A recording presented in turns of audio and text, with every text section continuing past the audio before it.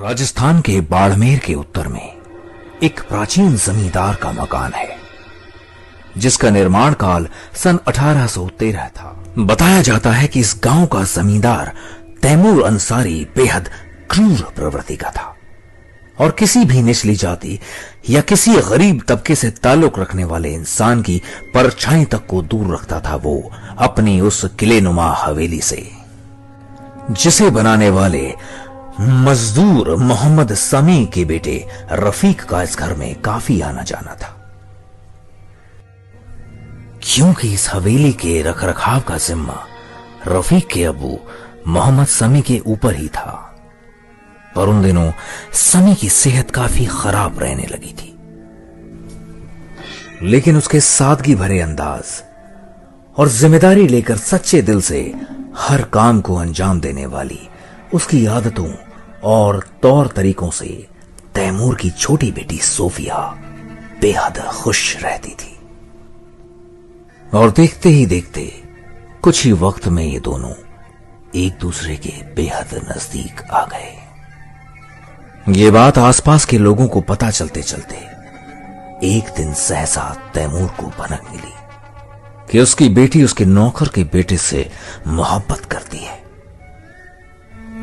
ये खुलासा होते ही उसके क्रोध की सीमा न रही।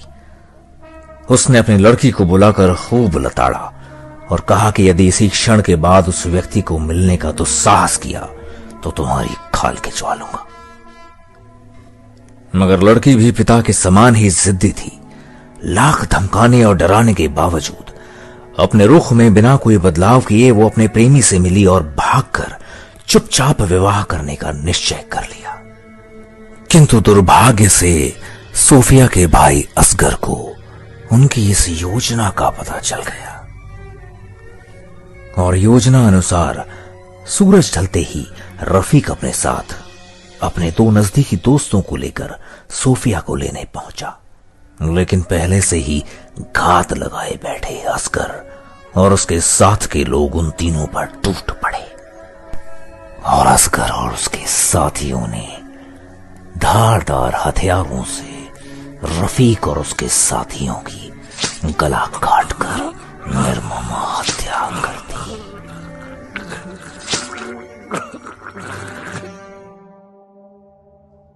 इस निर्मम और जघन्य कर्म को करने के पश्चात सोफिया के परिवार वालों ने सोफिया को जबरन एक ऊंचे घराने के लड़के के साथ बेहोशी की हालत में निकाह करा के शहर भेज दिया।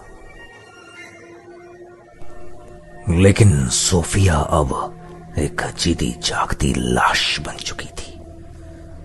रफीक के मौत ने उसे तोड़कर रख दिया था और एक एक करके घुल घुल कर एक दिन सोफिया मर गई।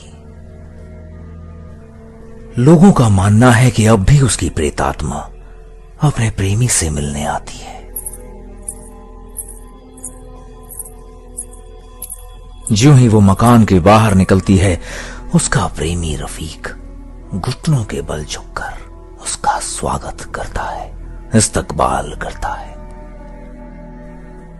उसके बाद थोड़ी दूर तक वो दोनों हाथों में हाथ लिए मग्न होकर एक दूसरे के साथ चलते हैं